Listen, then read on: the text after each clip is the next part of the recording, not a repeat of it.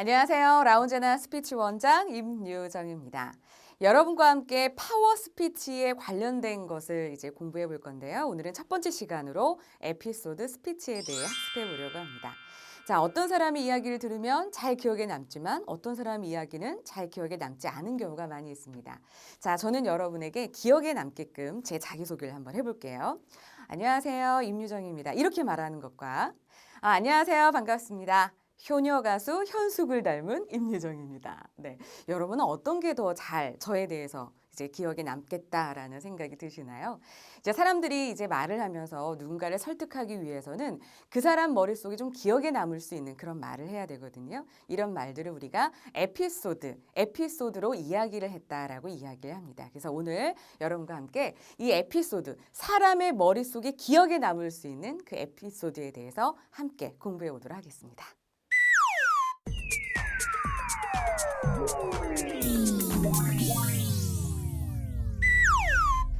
네, 구체적인 에피소드를 넣어서 이야기를 하면 상대방의 머릿속에 하나의 이미지나 동영상을 떠올리게끔 해주기 때문에 훨씬 더 잘 이해가 됩니다. 인간에게는 어떤 기억의 구조화가 있는데요. 그 구조화를 바로 우리가 스키마라고 이야기를 하죠. 이 스키마가 서로 이제 공통적으로 되게 되면 이제 공감이라는 것이 형성이 되게 됩니다. 자, 한 가지 사진을 여러분께 보여드릴게요. 자, 너무나 예쁜 선남 선녀의 사진입니다. 저도 여기에 있는데요. 저는 이제 분홍색 옷을 입은 사람이 바로 저입니다. 이 사진은 제가 GS 홈 쇼핑호스트 선발대회 때의 사진입니다. 이제 맨 오른쪽 여러분이 보시는 그 왼쪽에 그 보시면 이렇게 연두색 옷을 입은 친구가 있어요. 그 연두색 옷을 입은 친구가 이제 두 가지 미션 중에 한 가지 미션, 상품에 대한 발표를 해라라는 것을 굉장히 잘했습니다. 근데 마지막 미션이 노래를 부르라는 미션이었는데 이 친구는 노래를 아주 못 부르는 사람이었습니다. 음치였습니다. 근데 이 사람이 앞에 나가서 이제 많은 청중이 있는데 거기 앞에 나가서 무릎을 꿇으면서 저는 소문난 음치입니다. 그래서 고객님께 노래를 불러드릴 수는 없습니다. 하지만 이렇게 무릎 꿇는 마음으로 고객님을 진심으로 섬기겠습니다. 라고 이야기를 했거든요. 그래서 이 쇼핑호스트 선발대회에서 아주 우수한 성적으로 쇼핑호스트가 될 수 있었습니다. 제가 여러분에게 이 사진을 그냥 보여드렸을 때와 이 사진에 얽힌 스토리를 얘기해 드렸을 때 어떤 게 더 맛깔나고 잘 기억에 남는다라는 생각이 드시나요? 바로 이제 후자겠죠. 또 옆에 있는 사진, 또 하나의 사진 한번 볼까요? 네, 바로 디오스 냉장고입니다. 사람들이 디오스 냉장고, 양문형 냉장고를 사는 이유는 여자라서 행복해요라는 십수년 전에 심은하 씨가 나와서 했던 멘트가 사람들의 머릿속에 하나의 이미지가 돼서 나는 냉장고가 있어야 정말 행복한 삶이 될 거야. 막 이런 생각을 하기 때문에 사람들이 이제 구입을 하는 거죠. 이은미 씨의 콘서트 포스터입니다. 너무나 예쁜 소리 위를 걷다. 그러니까 길 위를 걷다, 소리를 듣다도 아니고 너무나 참신한 이 소리 위를 걷다라는 그런 포스터 카피로 사람들의 머릿속에 더 많이 각인이 됐고요. 자, 그다음에 에비앙의 물입니다. 에비앙은 신비의 약수라는 스토리를 갖고 있고요. 그리고 할레이 데이비슨, 많은 남자들이 할레이 데이비슨의 오토바이를 타고자 하는 이유는 이 안에 들어가 있는 열정이라는 스토리를 사기 위해서입니다. 사실은 우리가 뭐 웅진 코웨이에서 엄마가 마신 물 아이한테 가는데 뭐 5분 뭐 이런 멘트라든가 뭐 추억의 홍콩 할머니라든가 전설의 고향 이렇게 우리들의 머릿속에 남아서 떠나지 않는 그런 이야기들이 있습니다. 바로 우리가 그것을 끈적끈적한 스티키한 에피소드라고 하는데요. 이런 스티키한 에피소드로 이야기하는 것을 바로 스토리텔링을 했다라고 이야기를 합니다. 사람들은 스토리텔링을 좋아합니다. 그냥 팩트가 아닌 이 안에 어떤 스토리가 들어가 있는 걸 좋아하는데요. 스토리텔링이라는 것은 스토리와 텔링의 합성어죠. 그래서 이야기를 말한다라는 뜻인데 이미 온라인 게임이라든가 에듀 엔터테인먼트 여러분 잘 아실 거예요. 마법의 천자문. 그 한자를 이렇게 마법의 천자문, 이렇게 싸움을 하고 뭐 이런 것들로 아이들에게 선풍적인 인기를 끌고 있죠. 그다음에 관광, 남이섬에 가면 배용준과 최주호를 만날 수 있다. 이런 거 다 하나의 스토리텔링이고요. 광고, 소설 이런 것에서 이제 스토리텔링이 광범위하게 펼쳐지고 있습니다. 이렇게 스티키한 에피소드를 넣어서 스토리텔링을 하게 되면요, 말이 굉장히 쉬워지고요, 재미있어지고요, 각인이 됩니다. 바로 이렇게 사람들을 이렇게 흡입시킬 수 있는 요소들을 바로 우리가 이제 플롯이라고 이야기를 하는데요. 이 플롯은 이야기를 짜임새 있게 해주는 것으로 예를 들면 그 김치찌개를 끓일 때의 양념, 조미료 이런 것들을 플롯이라고 합니다. 근데 이 플롯의 대표적인 게 바로 스티키한 에피소드거든요. 그래서 어떻게 하면 상대방의 머릿속에 찰싹 달라붙어서 기억에 남게 해서 나를 설득하게 할 수 있는가? 지금부터 본격적으로 공부해 보도록 하겠습니다.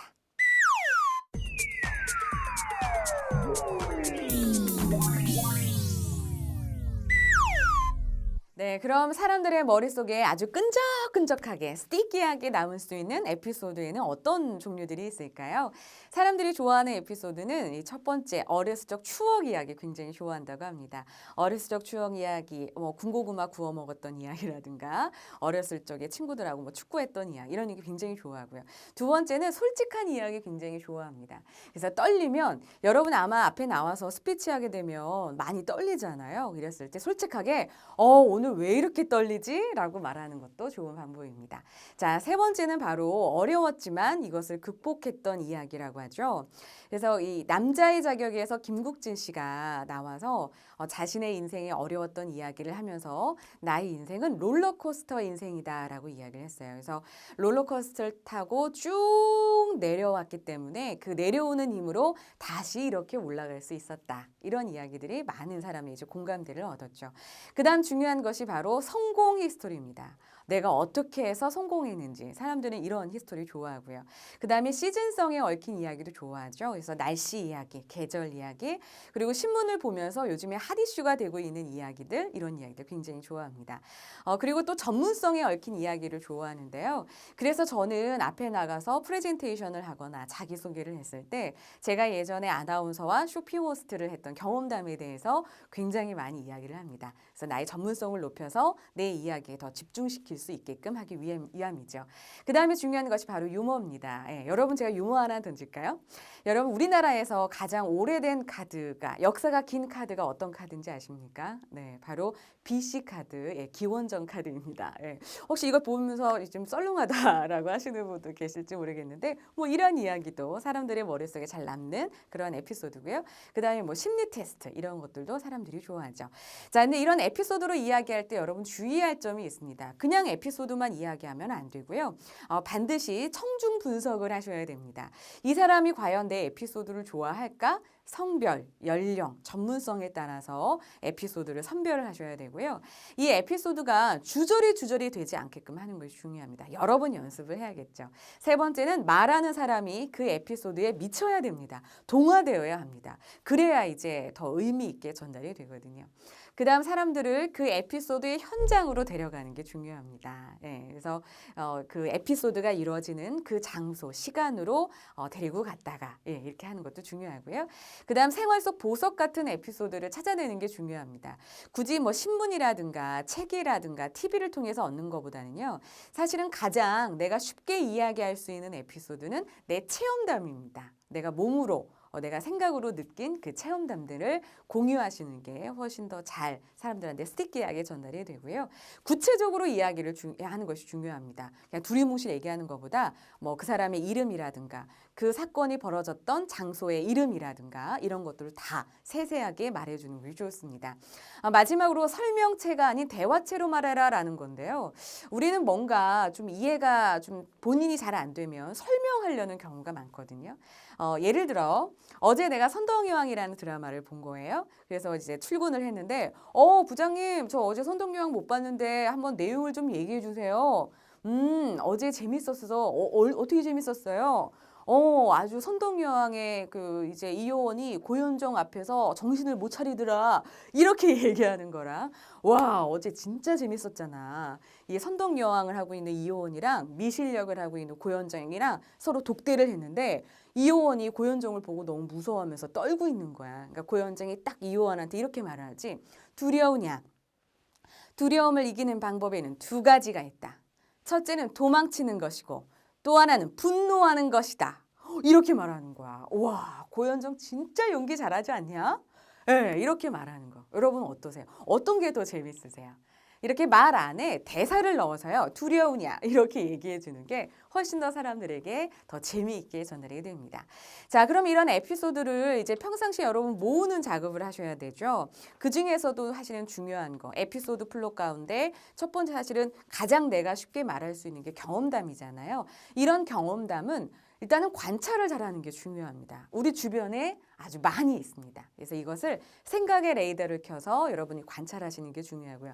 두 번째는 그거를 반드시 메모를 하셔야 됩니다. 요즘에는 스마트폰들이 잘 나와 있기 때문에 음성 녹음을 한다거나 이런 노트 기능을 이용해서 메모하시고요. 세 번째는 그걸 가지고 계속 말로 연습을 하시고요. 네 번째는 어디에 대사를 넣을 것인지 생각하시고요. 마지막에는 옥석을 가리면 됩니다. 이건 굉장히 재미있다, 재미없다 이렇게 하시면 훨씬 더 내가 가진 그런 경험 에피소드 사람들에게 재미있게 말할 수 있는 에피소드가 많이 모아질 겁니다.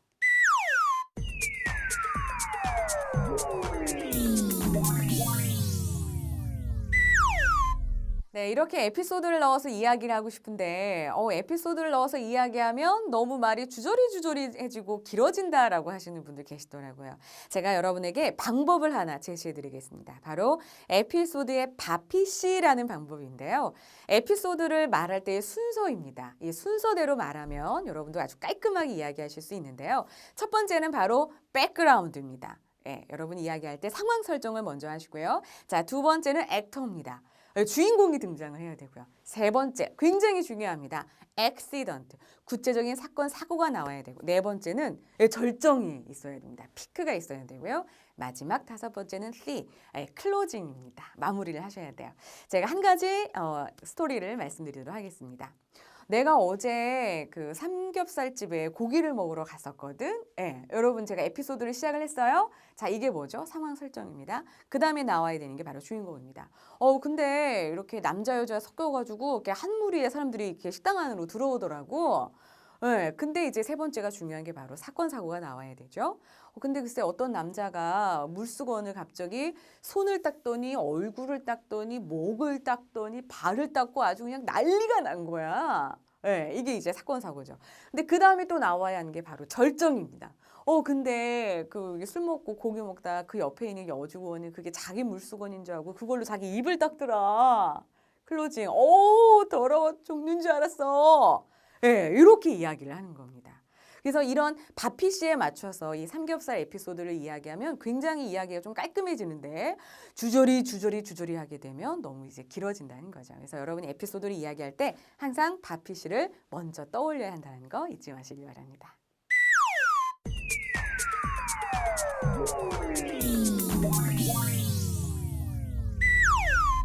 네, 사람들이 좋아하는 에피소드 첫 번째는 바로 경험담 에피소드였죠. 자, 두 번째는 바로 비유입니다. 사람들이 좋아하는 것, 비유를 들어서 이야기를 하면 쉽게 이해가 되기 때문에 사람들은 비유를 들으면 참 재미있다라고 이제 생각을 하게 되는 거죠. 자, 비유는 바로 빗대어서 표현을 하는 겁니다. 우리가 대표적인 비유법은 직유와 은유가 있습니다. 예전에 이제 학교 다닐 때 많이 배웠잖아요. 직유는 뭐뭐처럼, 뭐뭐 같이라고 표현이 되는 거고요. 은유는 A는 B다라고 표현이 되는 거죠. 그래서 내 얼굴은 사과처럼 예쁘다. 이건 이제 직유고요. 내 마음은 호수다. 내 마음은 호수처럼 넓고 깊다라고 얘기하는 것은 바로 은유입니다. 근데 사실은 그 직유와 은유를 넣어서 이야기를 한다는 거 사실은 쉽지는 않은데요. 이렇게 평상시 좀 훈련을 하시면 훨씬 더 입에 붙어서 잘 하실 수 있습니다. 자, 근데 이런 비유를 할 때요. 사실은 A라는 사물과 B라는 사물에 대해서 이제 서로 간에 이제 똑같은 점을 찾아서 비유를 하시면 훨씬 더 좋거든요. 그래서 우리가 이것을 쌍둥이 속성이라고 이제 이야기를 합니다. 그래서 A라는 것과 B라는 것에 어떤 쌍둥이의 속성을 찾아서 이야기를 하면 쉽게 비유를 하실 수 있습니다. 자, 그 쌍둥이 속성 가운데 첫 번째가 바로 인상상의 모방입니다. 이제 모양이 비슷한 거죠. 그래서 저 친구의 얼굴이 좀 크고 넓어 이렇게 얘기하는 것보다 저 친구의 얼굴은 호빵맨이랑 좀 비슷해 얘기하는 거. 훨씬 더 그 호빵맨의 아주 크고 동그란 그런 얼굴이 굉장히 잘 이렇게 더 많이 떠올라지기 때문에 쉽게 전달할 수 있습니다. 이런 모양상의 모방, 이것도 이제 비유고요. 저 친구는 정말 앵무새처럼 잘 조절조절조절 거려요. 저 친구는 말을 잘해, 말이 많아 이렇게 하는 것보다 저 친구는 앵무새처럼 말을 잘 조절거려. 이야기하는 것이 훨씬 더 쉽게 전달이 되겠죠. 자, 그리고 저 친구는 운동을 너무나 열심히 해서 아주 그냥 튼튼해 이렇게 말하는 것보다 저 친구는 등산이나 이런 걸 열심히 해서 그냥 허벅지가 말근육이야. 이렇게 얘기하면 이 말의 탄탄한 근육이 머릿속에 떠오르기 때문에 훨씬 더 잘 사람들에게 기억에 남게 됩니다. 자, 그리고 이런 인상상의 모방도 있지만 또 하나가 있습니다. 바로 이 속성상의 모방도 있는데요. 어떤 성격, 성질, 속성 이런 것들을 쌍둥이 속성을 찾아서 비유를 하는 거죠. 여러분이 그 예전에 1박 2일 출연진 가운데 은지원 씨를 기억을 하실 겁니다. 그래서 은지원 씨가 사실은 그 안에서 좀 철이 없고 좀 이렇게 황당한 일들, 이런 일들을 많이 하잖아요. 은지원은 철이 없고 좀 이렇게 황당한 그런 캐릭터야. 이렇게 말하는 것보다 은지원은 1박 2일에서 은초딩이야. 예, 이렇게 얘기하는 게 훨씬 더. 그러니까 초등학생의 뭔가 철이 없고 그냥 그런 쾌활하고 천진난만한 그런 모습들이 바로 떠오르기 때문에 은지원이 그 안에서 어떤 역할을 하는지 쉽게 전달이 된다는 거죠. 그 다음에 이제 뭐 이런 말도 많이 하실 거예요. 저 사람은 이번 공사 수주를 저 사람이 맡게 되는데 저 사람은 믿을 수 있어. 이렇게 말하는 것과 저 사람은 공사 수주를 이제 이번에 하게 되는데 저 사람은 믿어도 돼. 보증수표야. 네, 이렇게 얘기하는 거. 보증수표라는 그 속성에 비유를 하는 게 훨씬 더 머릿속에 잘 들어오겠죠. 자, 그리고 김국진 씨가 한 말, 내 인생은 롤러코스터다. 예, 롤러코스터에 아주 그냥 이렇게 떨어졌다가 올라왔다. 이런 그 급박함, 이런 것들을 비유해서 이제 이야기를 했기 때문에 이런 것들이 이제 비유라고 할 수 있습니다. 예전에 그 김연아와 여러분 아사다 마오가 서로 경쟁을 했을 때 이제 그 피겨 스케이팅 점수를 매길 때 이제 부분 점수에도 점수를 주겠다라고 얘기했던 여러분 신문 기사 읽은 적이 있었나요? 그때 이 기자가 이렇게 글을 썼더라고요. 피겨 스케이팅에서 그 점프 횟수를 채우지 못해도 점수를 주는 것은요. 이것은 축구에서 골대에 맞은 볼에게도 부분 점수를 주는 것과 같다라고 이제 이야기를 했습니다. 좀 모자란다라는 그런 속성을 이용해서 비유를 하니까 훨씬 더 그럼 안 되지 이게 말도 안 되지라는 그런 느낌이 바로 이렇게 생각이 들었습니다. 자, 여러 가지 이렇게 A라는 물건과 A라는 사물과 B라는 사물을 이렇게 서로 비교해서 하는 훈련들을 평소에 하시면요. 여러분 훨씬 더 재미있게 비유 연습하실 수 있거든요. 꼭 한번 활용해 보시길 바랍니다.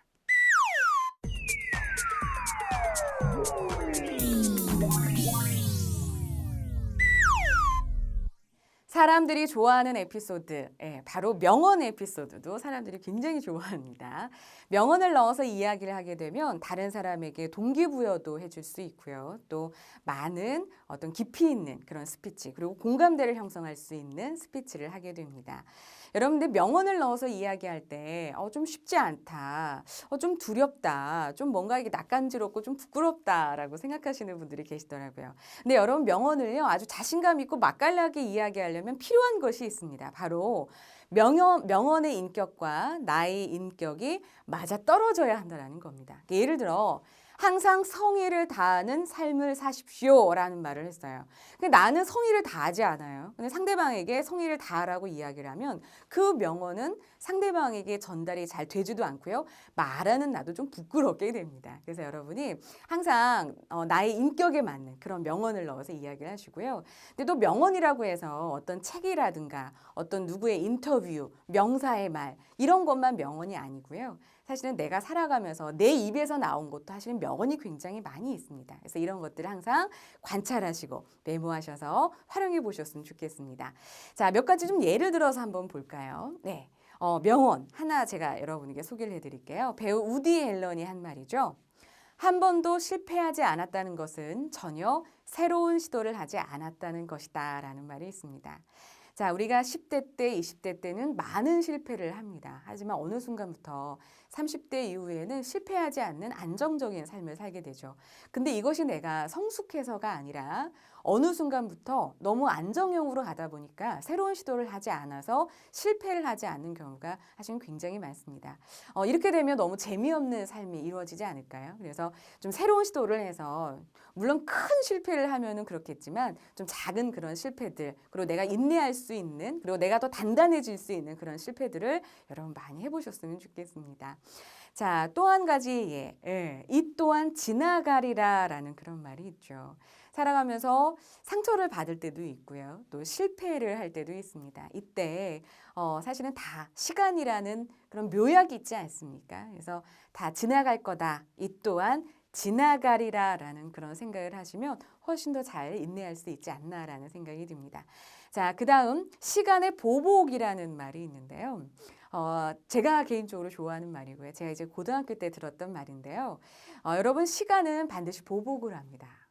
조금 무서운 말인가요? 시간은 반드시 복수를 한다는 이야기인데 내가 오늘 아주 그냥 헛되이 한가롭게 보낸 시간은 언젠가 다시 나에게 부메랑처럼 돌아오게 됩니다. 그래서 오늘 매회 매일 이렇게 좀 열심히 살아야 한다라는 말인데요.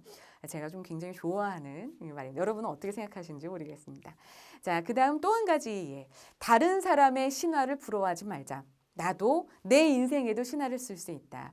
이것은 제가 한 말입니다, 여러분. 누구의 명언이 아니라. 살아가면서요, 여러분, 우리는 김연아의 명언, 김연아의 신화, 박지성의 신화 이런 것들을 부러워하는데요. 그렇지 말고 내 인생에도요, 하나하나 작은 신화, 매일 하나하나 작은 신화를 쓰다 보면 언젠가 우리가 이제 다른 세계에 갈 때 정말 내 인생 정말 재미있게 의미 있게 잘 살았다라고 이야기할 수 있지 않을까요? 그래서 이런 작은 신화들을 모여서 큰 신화를 쓰자라는 게 저의 생각입니다. 그리고 항상 성의를 보여라. 성공한 사람에게는요, 여러분 성의가 있었다고 합니다. 그래서 여러분 이렇게 오늘 이제 스피치 훈련하면서도요, 그냥 보고만 계시지 마시고 꼭 활용하는 성의를 보여주셨으면 좋겠습니다.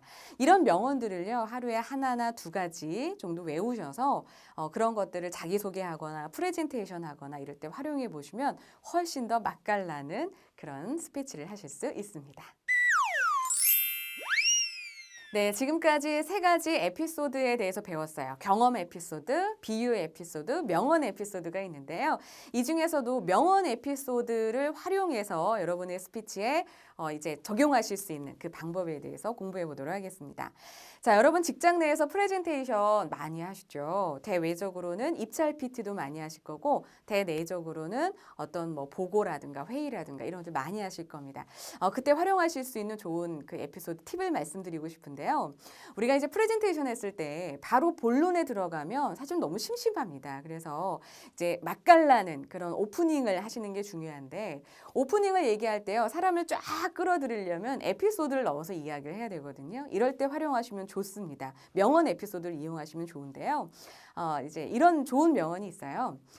사람이 어떤 일을 성공할 때 중요한 거 바로 이 삼심이라고 하죠. 이 삼심은 첫 번째가 바로 초심이고요. 두 번째는 열심, 세 번째는 뒷심이라고 합니다. 자, 이 멘트, 이 명언을요.